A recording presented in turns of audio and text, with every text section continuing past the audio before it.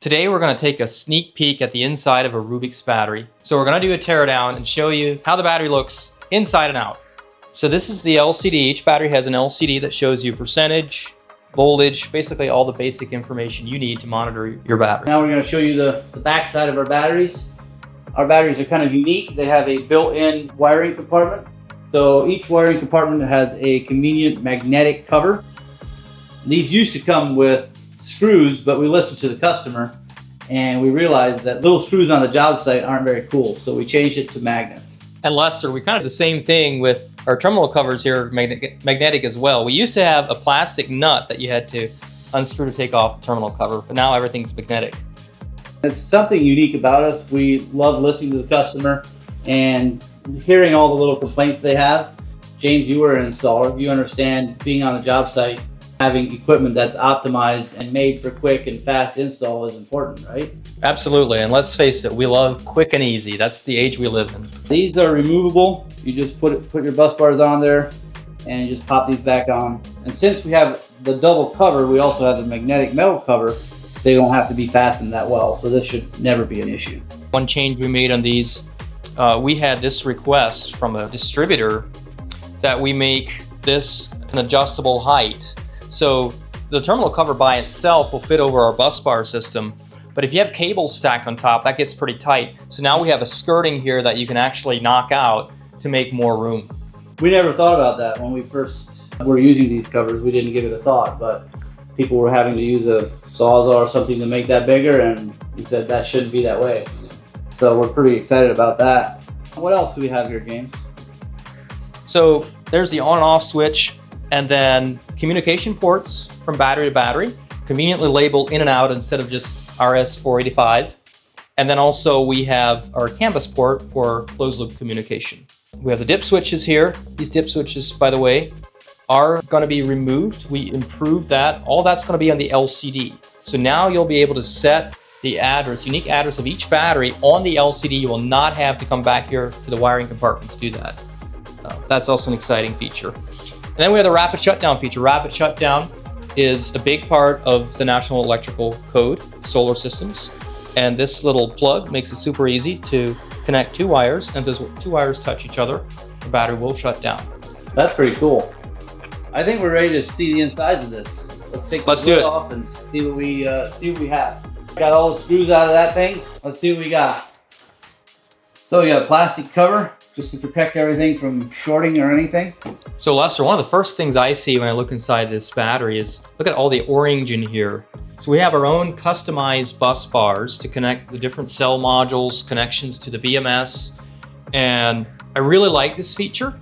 This is so much better than we've seen so many batteries that are just cabled. So I feel like this really reduces the margin for error. And you'll see batteries where not only are they cabled, but they're bunching together like 4 small wires. And they're calling that their cabling. And they're putting all those cables into a little ring terminal.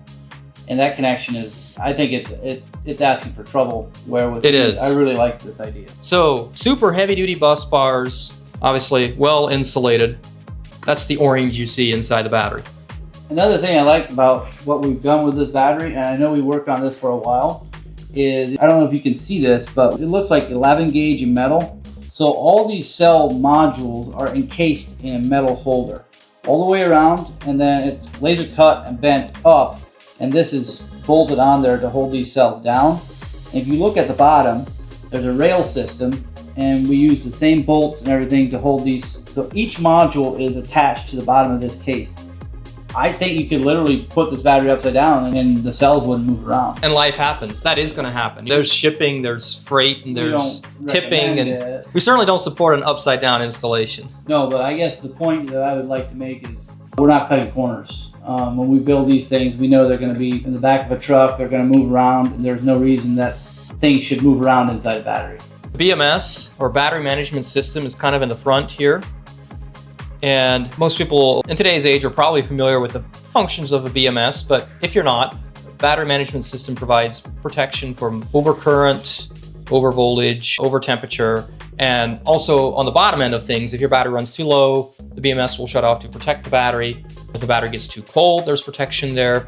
So just a lot of protections there to make sure This product is safe. And we're also using super heavy duty BMS with a MOSFET capabilities of moving, what is it, 300 plus amps. So a lot of power can move in and out of this battery. High charge and discharge levels here. And the key is, when you're pushing that many amps, the key is to make sure every connection is perfect and correct, because you don't want any heat buildup. So we're very serious about that, which is why we have the big bus bars, the dual massive bus bars on the outside. And actually here, I don't know if you can see this, we have a breaker built in as well.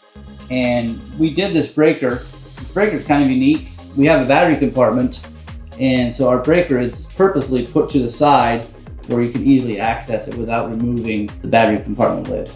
And it's tucked in here nicely. Early on, we had these just face mounted. The problem with that is when you're installing, it's easy to bump that and break the breaker off. So we just decided to indent it and keep it flush. Another feature we didn't talk about, James, is that handle. On the outside? Yeah, you're an installer. What kind of your idea to have a handle that people can use? What do you think about that? Well, I think that many times products are designed by people that don't have hands-on experience. And our handles are hands-on, literally.